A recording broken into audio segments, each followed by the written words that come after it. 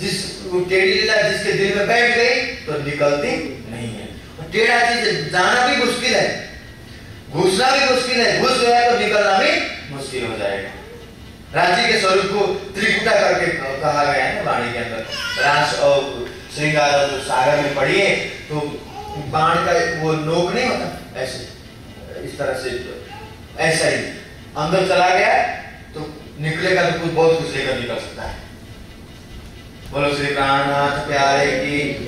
और श्री कृष्ण जी की जो छवि बनाई जाती है बाकी बिहारी की, 3 जगह टेढ़ा बनाया जाता है, बंसुरी हाथ में और ऐसे टेढ़े स्वरूप है ना। परमहंस कई लोग वर्णन करते हैं कि राजी महाराज के आवेश स्वरूप को के लोड को उठा न पाने के कारण वो स्वरूप टेढ़ा दिखाई दिया है, ऐसा भी कहते हैं। तो राजी महाराज अंतर्धान हो गए, सब सखियां जो है राधा जी के पास गई। राधा जी देखते राधा जी भी अकेली है, क्योंकि वो दुख दिखाना है। तो राधा जी से कृष्ण जी ने कहा कि राधा जी तुम्हारे साथ विशेष लीला करनी है मुझे, चलो एकांत में चलते हैं। राधा जी को लेकर गए और राधा जी ने कहा कि हे नामधनी, अब तुम मुझे थोड़ी भी शक्ति नहीं है, राम करते करे मेरे पग जो है थक गए हैं, मैं थक गई हूँ बिल्कुल। अब आप अगर पीठ पे उठाओगे तो ही मैं आगे चल सकती हूँ। बोलो श्री प्राणनाथ प्यारे की। तो राज महाराज ने कहा कि चलो फिर मैं उठा लेता हूँ, तो मैं क्या है इसमें। राजा ने ऐसा कर दिया, वो राजा जी को ऊपर बैठने के लिए कहा। राज महाराज अंतर्धान हो जाते हैं। बोलो श्री प्राणनाथ प्यारे की जय। अंतर्धान हो गए, राधा जी धड़ाम से धरती पर गिरती हैं, मूर्छित होकर गिरती हैं, अपने किए पर पछतावा होता है। सोचती है कि मैंने जरूर इसमें मेरा अभिमान सामने आ गया लगता है। सब सखियां पूरे वृंदावन को खोजती हैं, कहीं नहीं। और सोचा कि चलो राजी महाराज को ब्रज की लीला उनको पसंद थी, माखन चोरी ये सब नटखट लीला सब वो करते हैं, स्मरण करते हैं।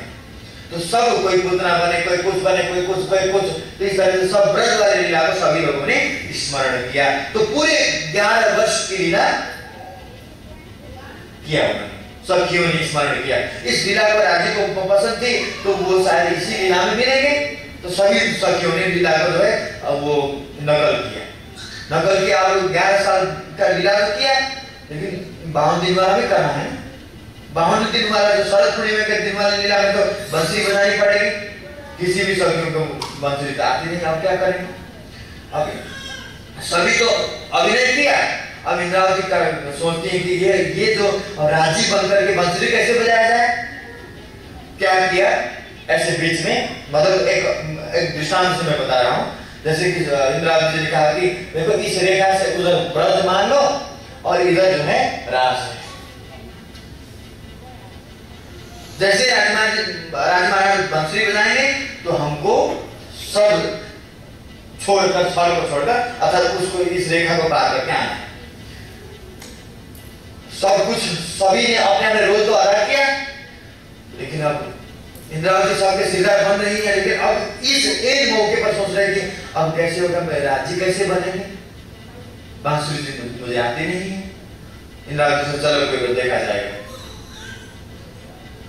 बेधड़क सखी है ना इंद्रावती जी का, सोचने लगी कि चलो मैं ही बता देती हूँ। अब बांसुरी होठ में लिया और अंदर से प्रार्थना करके थे राज्य महाराज, अगर मेरे से बांसुरी नहीं बजी तो ये सखियों के सामने मुझे फिर शर्मिंदगी झेलनी पड़ेगी। अपने अंगना का लाज जो आप खुद ही रखिए, नहीं तो बहुत बड़ी शिकायत हमेशा के लिए आपके साथ जाएगी। बोलो श्री प्राणनाथ प्यारे की। अधर में बांसुरी रख लिया बंसुरी, और राज्य को बस दिल से प्रार्थना करके जैसे ही सुर फूंकती हैं, बोलो श्री प्राणनाथ प्यारे की, इंद्रावती की जगह पर साक्षात राज्य ही खड़े। रास में इंद्रावती जी ने नेतृत्व किया, इसलिए इंद्रावती जी को प्राणनाथ का स्वरूप मिला, उसकी उपाधि शोभा मिली।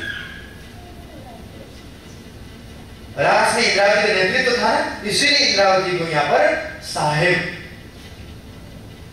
बना करके राजी ने भेज दिया।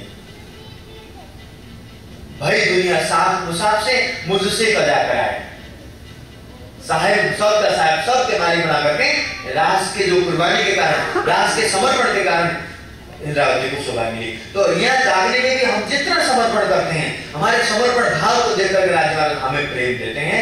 सुंदर साथ के बीच में हमारे जीवन के अंदर बहुत संपत्ति होना कोई उपलब्धि नहीं है। एक सुंदर साथ ने मैसेज मेरे से शेयर किया था और मुझे इतना वो दिल में चुभ गया, मैं आपको बता रहा हूं। What is business? Earning more, spending more, saving more is not richness. When you need to know more, that is richness. जब ऐसी स्थिति हो जाएगी, विराजी दिल में बैठ जाएगी, उनके चरण कमल दिल में बैठ जाएगा, सौगविद वतन आ जाएगा, तो दुनिया के आप एक राजा महाराजाओं के ऐसे आराम में रहते हुए भी आप गद्दी में बैठेंगे तो भी लगेगा कि ये काट रहा है। बोलो श्री प्राणनाथ प्यारे की। रतन जड़ी से जो मंदिर उठ उठ खाने गाए, हेम हीरा श्वेत पसनी अंग लगावे आग। ऐसी स्थिति में हेम हीरा दागी अपने सारे शरीर के जो है लगता है कि ये मुझे काट रहा है, मुझे तो प्रेम पिया के प्रेम चाहिए, बस संसार का कुछ भी नहीं चाहिए। मांगत हूँ मेरे दुल्हा मन कर कर्म वचन, ये जीवन तुम खाली करूं मैं अर्ज करूं दुल्हनी। इंद्रावती कहती मुझे साहेब भी नहीं बनना, मुझे प्राणनाथ भी नहीं बनना, मुझे दुनिया को मुक्ति देने वाला भी नहीं बनना, मुझे तो अंगना को अंगना तक ही सीमित रखिए, और जो पतिव्रता अंगना को एक प्रेम चाहिए अपने पति के द्वारा, वो लौकिक अलौकिक प्रेम, वो दिव्य प्रेम मुझे दीजिए, मुझे कुछ भी नहीं चाहिए। बोलो श्री प्राणनाथ प्यारे की। अब राजी महाराज प्रकट हो गए और सब सखियां जैसे वो स्वर्ग को पार करके राजी से आकर लिपटी थी, वैसे सखियां आकर राजी से लिपट गई। और पहले विराट की लीला हो गई, अब विलास की लीला फिर प्रारंभ हो गई। लीला हो गई पूरी, पूरे रात में मस्ती से एक एक गाना, एक एक सखी मधुबन में इस प्रकार से रास रचाया। प्रभात हो गया और जमुना जी में झिलना की लीला होती है। झिलना की लीला बहुत आनंददायक लीला होती है, झिलना की लीला। और जो रामत के जो रास के अंदर जैसा वर्णन है, बाघा वस्त्र से उतार करके राज महाराज को उसमें आसन बनाकर राजी को बिठाया और भोग लगाया। राज महाराज को भोग लगाया, वो सुखड़ी बनाते हैं ना हम लोग, सुखड़ी की बात आती है रास में, सुखड़ी के ये सब भोग लगाया राजी को। और अब राजी कहते हैं कि सखियों वृंदावन कैसा लगा? तो इंद्रावती जी सब सखियां कहती थी राज महाराज बहुत बढ़िया, ब्रज की अपेक्षा तो अरे पूछिए मत कितनी आनंददायक वृंदावन है। लेकिन इंद्रावती कहती थी राज महाराज आपसे एक बात कहें, अगर आपको बुरा न लगे तो एक बात कहते हैं। राज महाराज कहते कहो, इसलिए तो मैंने ये प्रश्न निकाला।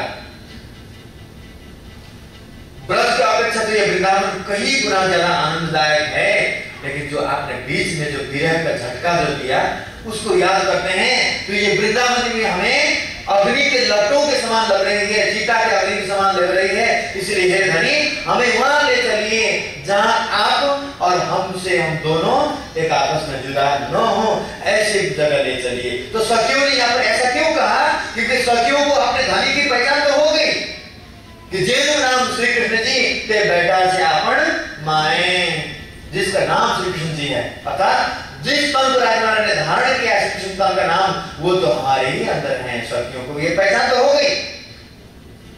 लेकिन अब राजकुमार ने कहा जब राजी प्रकट हो गए ना, एक प्रसंग यहाँ पर मैं जोड़ रहा हूँ, जब राजी प्रकट हो गए बीच में तो कहते हैं कि राजकुमार आपको पाने के लिए पूरे वृंदावन हमने छान मारा, आप कहीं भी नहीं थे। राजी कहते नहीं मैं यही था, तुम्हारे ही बीच में था, मैं कहीं गया नहीं था। सखिया कहते नहीं आप झूठ बोल रहे हो, पूरे वृंदावन का हमने छान मारा, एक पत्तों को पूछा, झाड़ियों को पूछा, वृक्षों को पूछा, लताओं को पूछा हमने, आप मिले नहीं तो फिर कैसे आप कह रहे? राजी कहते नहीं मैं यही था, लेकिन तुम्हारे और मेरे बीच में एक वृक्ष आ गया था, तुम्हारे और मेरे बीच में एक वृक्ष आ गया था। और वो वृक्ष क्या है? अभिमान, अहंकार। बोलो श्री प्राणनाथ प्यारे की। सखियों ने सोचा कि हम राज्य महाराज के राजराज हमारे बस में हो गए, तो ये अभिमान जो है सामने आ गया था, इसीलिए राज्य को वो तोड़ना था विरह का थोड़ा सा झटका देकर के। दुख दावानल काटते हैं। दुख क्या करता है? हमारे शरीर के जो है दावानल अग्नि को दुख काटता है और निर्मल बना देता है। दुख राज्य के नाम से, मान लीजिए कि राज्य के नाम पर हम इस तरह से किसी भी जगह प्रोग्राम में, आश्रम में, मंदिरों में, कहीं भी इस तन को लगाकर सेवा करते हैं तो सेवा में जो पसीना हमारे शरीर से निकलता है तो हमारे अंदर के बुराइयां, हमारे अंदर के जो भी विकार जो है पसीनों के रूप में निकल करके हम वो सेवा हमें निर्मल बनाती है। तो राजी महाराज ने कहा कि तुम्हारे और मेरे बीच में एक वृक्ष आ गया था, बस मैं कहीं भी नहीं गया था।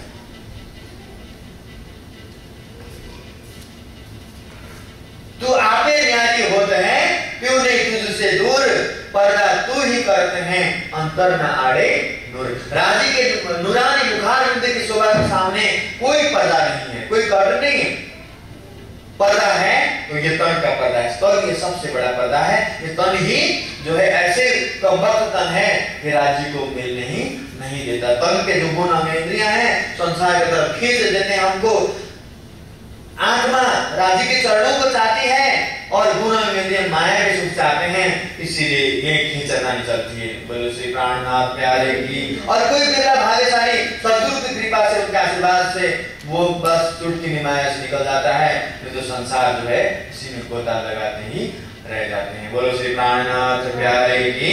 अब राजी महाराज ने कहा, सखिया कहती कि वृंदावन बहुत अच्छा है, लेकिन वो विरह को याद करते थे राज महाराज, इस वृंदावन में हमको रहना नहीं है, हमें वहां ले चलिए जहां हम कभी भी एक आपस का वियोग ना।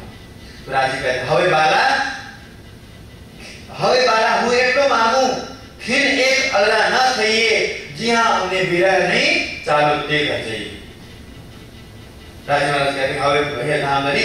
सखिया कहते हैं कि अब हम इतना ही आपसे मांगते हैं, वहां ले चलिए जहां, वहां किस लिए का पता होता तो परनाम ले चलिए कहते ना, हम जहां वहां ले चलिए जहां आप और हमसे भी, हम दोनों भी होना। राजी का वो तो अपना घर है परनाम, चलो चलते हैं। राजी महाराज लेकर सखियों को गए, मुंडला में सखियां जागृत हो गए, लेकिन कैसे?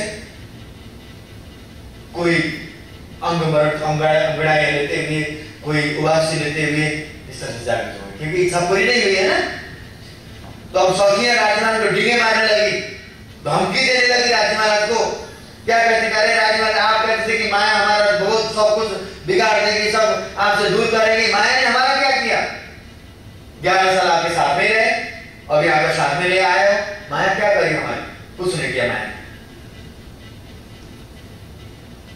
राजी महाराज कहते हैं कि अरे सखियों, अभी असली माया कहां दिखाया है? जिसको माया कहते हैं, असली माया जो दुख हो वो तो दिखाया नहीं मैंने, वो तो अब जाकर तुम्हें धक्का खाना पड़ेगा। बोलो श्री प्राणनाथ प्यारे की। तो जो वहां पर जब इच्छा पूरी नहीं हुई, इच्छा रह गई थी, उस इच्छा को पूर्ण करने के लिए फिर जागृत ब्रह्मांड में हम सुदर्शन आए। तो आए तो सबसे पहले कहां पर आए? श्यामा जी के साथ में। श्यामा जी महारानी जिस तन में प्रकटती हैं, अब वो आगे के भीतर जो है प्रारंभ है। बोलो श्री प्राणनाथ प्यारे की जय। सदा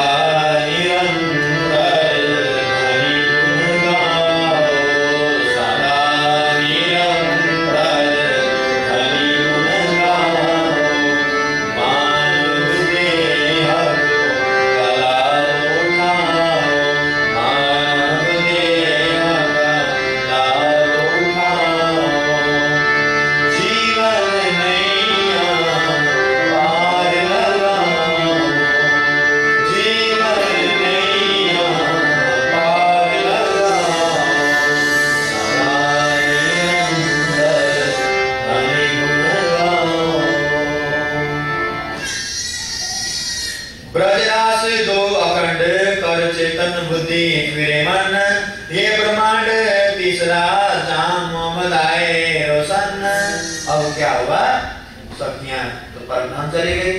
राजी महाराज को अक्षय ब्रह्म ने प्रार्थना की थी, रामधनी कितना आनंददायक रास है, जो मांगा था उन्होंने मिला। कहते कि ये रास कितना अखंड है, ये अखंड कर दीजिए मेरे चित्त में। और अक्षय ब्रह्म को याद आया कि नहीं, वो ब्रज भी मेरे लिए अखंड कर दीजिए। कितना सुंदर, कितनी अच्छी लीला थी। तो अक्षय की मांगनी पर ब्रज को जो है अव्याकृत सभी ब्रह्म के कारण में ब्रज को अखंड कर दिया और रास के ब्रह्मांड को खेला गया था केवल धाम के अंदर। बुद्धि का काम है विवेचन करना, ठीक है। लेकिन बुद्धि में कुछ रहती नहीं है। बुद्धि का काम है निर्णय कर देना, विवेचन कर देना। जो बुद्धि विवेचन करती है वो हृदय के चित्त में स्थिर स्टेबल हो जाता है, अखंड हो जाता है। तो जो बुद्धि में खेली गई रास क्रीड़ा जो है वो सबलिक के महाकारण में रास क्रीड़ा अखंड कर दिया। आज भी रास क्रीड़ा चल रही है, बांके बिहारी रास क्रीड़ा कर रहे हैं, लेकिन आज उस बांके बिहारी के अंदर जीव भी नहीं है, राज्य महाराज की आवेश शक्ति भी नहीं है, अक्षय प्रमुख की आत्मा भी नहीं है, और उन कणों के अंदर, गोपिकाओं के अंदर, उन सखियों के अंदर परमधाम की आत्माएं भी नहीं है। अक्षय की आत्मा, राज्य महाराज के जोश के आवेश की शक्ति और सखियां आज कहां पर हैं? जागरण के ब्रह्मांड में विचरण कर रही हैं। कुछ जागृत होकर के श्री जी के चरणों में लीन है, कुछ जागरण के लिए तैयारियां कर रही है जागरण के ब्रह्मांड में। तो ये जागरण के ब्रह्मांड हमें जो मूल मिला, चाहे तुला छोड़ के ढूंढत मायने कुछ, ये छोड़ तीनों की देख के बहुत अचंभा मुझे। सामने आए हुए अक्षराधीन प्राणनाथ जी की पहचान न करके जो पर्दे के पीछे बीती हुई लीलाओं के पीछे अगर जो चलते हैं तो उनकी बुद्धि की विडंबना देखकर मुझे हंसी आती है। महामंत्र जी कहते हैं, बोलो श्री प्राणनाथ प्यारे की। तो रास और ब्रज को जो मैं ब्रह्मांड के अंदर शब्द अखंड कर दिया। और ये जो ब्रह्मांड तीसरा है राजी महाराज के, जैसे इस संसार के अंदर कितने दिन होते हैं? 7 दिन होते हैं। सोम, मंगल, बुध, बृहस्पति, शुक्र, शनिचर और रवि, ये 7 दिन होते हैं। ये तो संसार के दिन हैं, लेकिन पूर्ण अक्षरातीत के भी 7 ही दिन हैं। पहला दिन ब्रज, दूसरा दिन रास, तीसरा दिन अरब में मोहम्मद के रूप में आना, चौथा दिन देवदत्त के तन में लीला करना, 5वां दिन मेरा ठाकुर के तन में बैठकर लीला करना, 6ठा दिन ये चल रही है ब्रह्म सृष्टियों के दिल में बैठ करके उनके अपनी 5 शक्तियों में से हिस्सा दे, आवेश का कल खेल में छोड़ आवेश के हिस्सा देकर के सुप्रसाद के तन के द्वारा जो जागरी लीला राजमार्ग करते हैं घुमट जी में बैठ करके। घुमट जी में बैठे जागरी के ब्रह्मांड का मूल मिला हुआ कहाँ है? घुमट जी है। वहां बैठ करके इस संसार के गवर्नर वहां बैठे हुए हैं और अपनी सत्ता चलाते हैं सत्ता के ब्रह्मांड के अंदर। किस तन में बैठ करके किस तन को किस तरह से तैयारी करना है और कैसे किस घड़ी में उसको कहां पहुंचाना है, उससे क्या करना है, उनका ये मूल में बैठकर बनाया हुआ प्लान है। हमारा कुछ भी नहीं। हम सोचते हैं कि अरे मैं कितने वर्षों से सोचा था अमेरिका की धरती पर मंदिर बनाने के लिए, अब आकर के साकार हुआ। समय से पहले भाव से ज्यादा किसी को कुछ भी नहीं मिला है। यहाँ राजी महाराज ने अपना डेरा डालने के लिए अब आकर के सोचा था, तब कैसे होगा?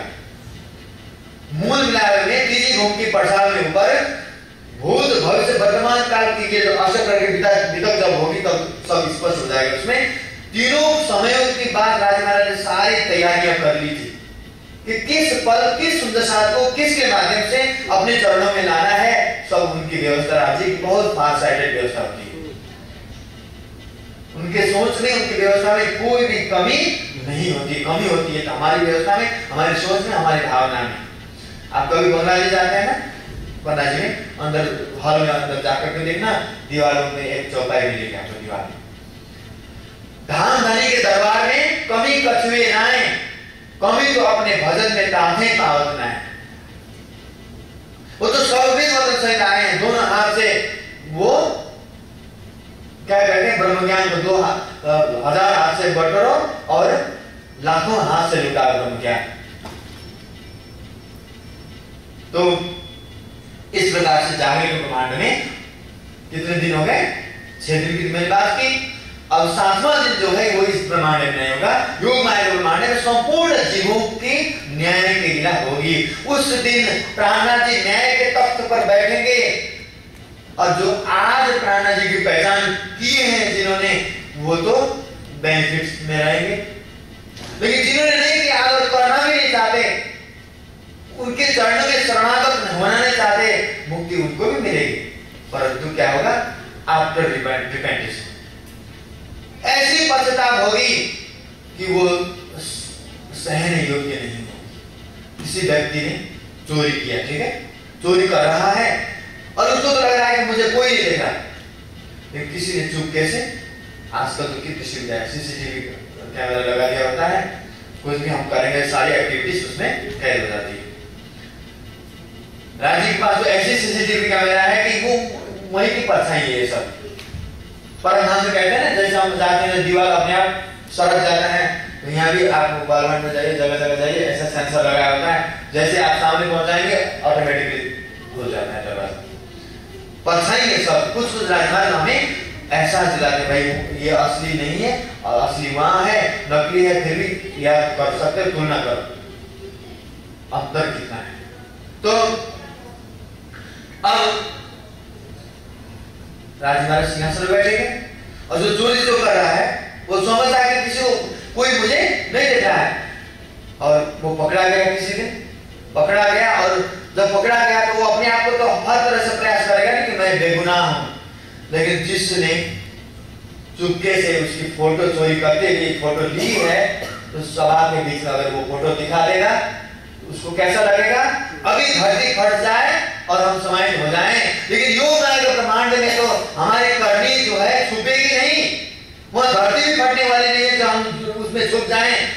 अखंड धरती कैसे फटेगी? तो हमारी जो गलती, जो हमारी जो गिल्टीज जो है वो सब के सामने नजर आने वाले हैं। तो महावीर जी कहते हैं कि सब हाँसी सही पर ये हाँसी सही न जाए, इसलिए कोई भी सुंदर साथी प्रयास करो कि ऐसी हंसी न करा हो।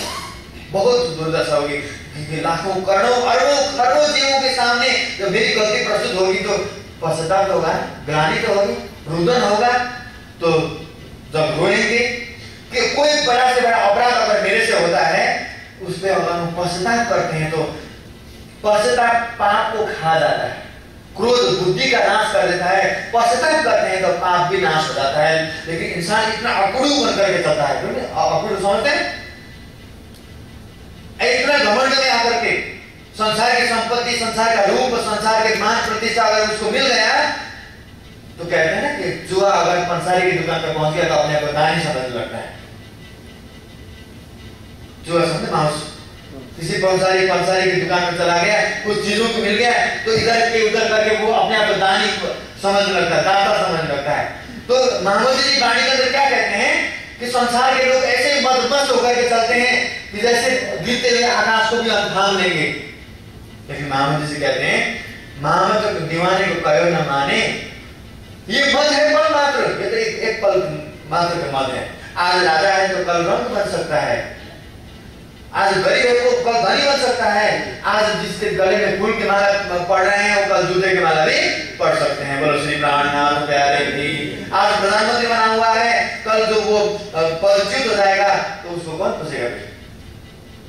तो इसलिए महामंत्री जी कहते हैं संसार में जो कुछ भी मिल रहा है उससे फूलो मत, सब कुछ राज्य को समर्पण भाव से चलो। गीता का आदेश भी यही है, कर्म करो और फल की आशा मत करो। राज्य भी यही कह रहे हैं कि तुम सेवा करो, कुछ भी अपेक्षा मत करो, मेरे रास्ते में निस्वार्थ रूप से एक पग रख कर देखो, तुझे मशहूर न बना तो क्या है। अब न्याय लीला इस तरह से होती है तो योगमाया में होगी। अब कह रहे हैं ये ब्रह्मांड तीसरा जहां मोहम्मद आए रोशन्ना, जो ब्रज में लीला करने वाली शक्ति जो है अक्षर के आत्म और राजी महाराज का जोश हिंदुओं के तन में आ गए पहले, तो परमात्मा तो सबके हैं, इसलिए वो अरब में भी आ गए, यहूदियों के बीच में। पहले अरबियों के बीच में आ गए, अब यहूदियों के बीच में आ गए। वहां पर पहले कोई मुसलमान नहीं था। अब राजी महाराज जिस तन के अंदर राज्य की शक्ति आ गई वो तन का नाम था मुस्तफा बेग। पंडित अब्दुल्ला के लड़के मुस्तफा के अंदर राज्य की जो उसकी शक्ति आती है 40 वर्ष के बाद उस शक्ति के अंदर, और 23 इयर्स तक वो शक्ति काम करती है। अर्थात मोहम्मद साहब 63 वर्ष तक इस संसार में रहकर फिर इस संसार से ओझल हो जाते हैं। किसने नहीं पहचाना? सब लोगों को वहां पर हैवानियत थी, राक्षसी प्रवृत्ति थी, सब जो जड़ पदार्थों की पूजा में लगे हुए थे, जड़ पूजा छुड़ा करके एक परमात्मा पर सिजदा बजाया, सिखाया। और लोगों को देखा कि आज जो मुसलमान जो शरीयत की नमाज पढ़ते हैं, दिन में 5 बार पंच वगैरह की नमाज बोलते हैं, तो उन लोगों को कहा कि अभी मैं शरीयत का ज्ञान लेकर तुम्हें आया हूँ, हकीकत और मारिफत का ज्ञान लेकर मैं अंत में आऊंगा, तो उस जब आऊंगा तो ये शरीर तुम्हें करने की जरूरत नहीं, छोड़ना लेकिन आज भी इमाम मेहदी के रूप में पूर्ण ब्रह्म जाहिर हो चुके हैं, लेकिन जिनको